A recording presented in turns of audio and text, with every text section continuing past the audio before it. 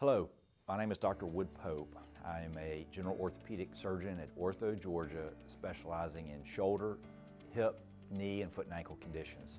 Today I wanted to talk to you about a common injury we see, the shoulder dislocation.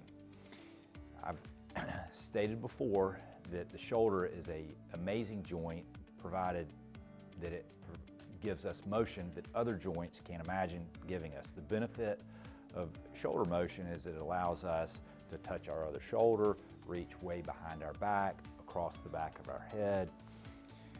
That shoulder motion can be a double-edged sword in that the shoulder is by far our most commonly dislocated joint in our body. The increased shoulder motion does lend itself for the shoulder to actually pop out of joint. And when that happens, the ball actually dislocates out of the socket. The vast majority of time, that's done because of a fall or injury. The most common thing we see as orthopedists is a contact sport.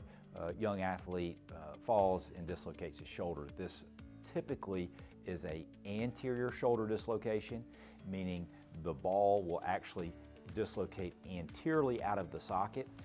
Sometimes this can be reduced or put back in place by a trainer on the side of the field or the court, but more times than not, oftentimes the patient will wind up in the emergency room with sedation to allow them to put the shoulder back in place. You're oftentimes put into a sling and asked to go see an orthopedic surgeon for evaluation and treatment of the condition. When you come in to see us, we typically will take an x-ray of your shoulder joint to confirm that the shoulder is in fact where it belongs in the socket and that you did not inadvertently fracture the ball or socket when it came out of position. Sometimes this does happen. Next, we will examine your shoulder to confirm that your rotator cuff is working and just the limits of shoulder motion before it begins to become unstable. Now, in the young patient, typically the adolescent or 20-year-old patient that is going to continue to play sports, if you have had a shoulder dislocation, the vast majority of those patients will sustain a second or even third or fourth dislocation if they were to continue playing contact sports.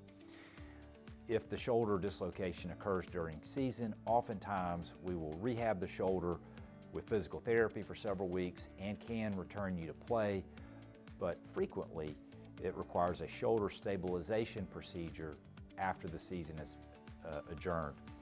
This is a shoulder model that I wanted to demonstrate to you today.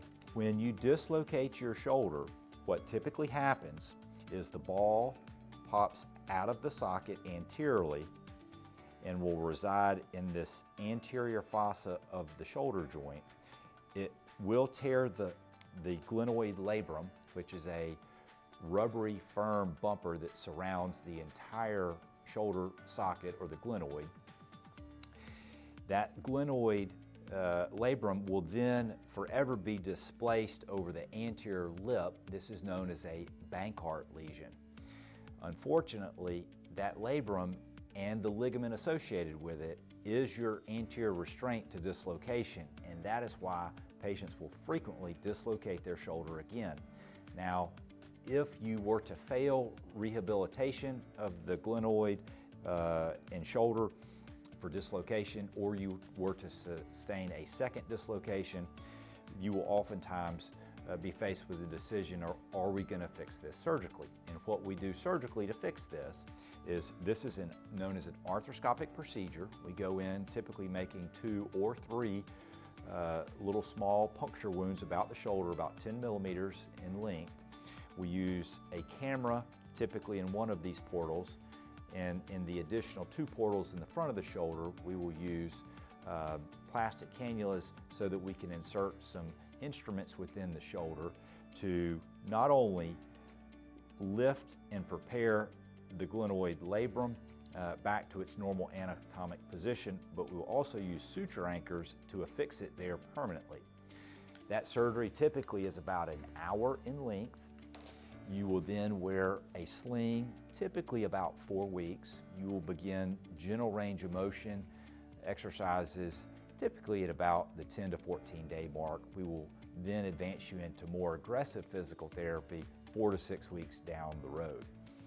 Most patients, typically 90% of the time, they will get back to their pre-injury level of functioning with regards to shoulder pain, shoulder stability, and return to sport.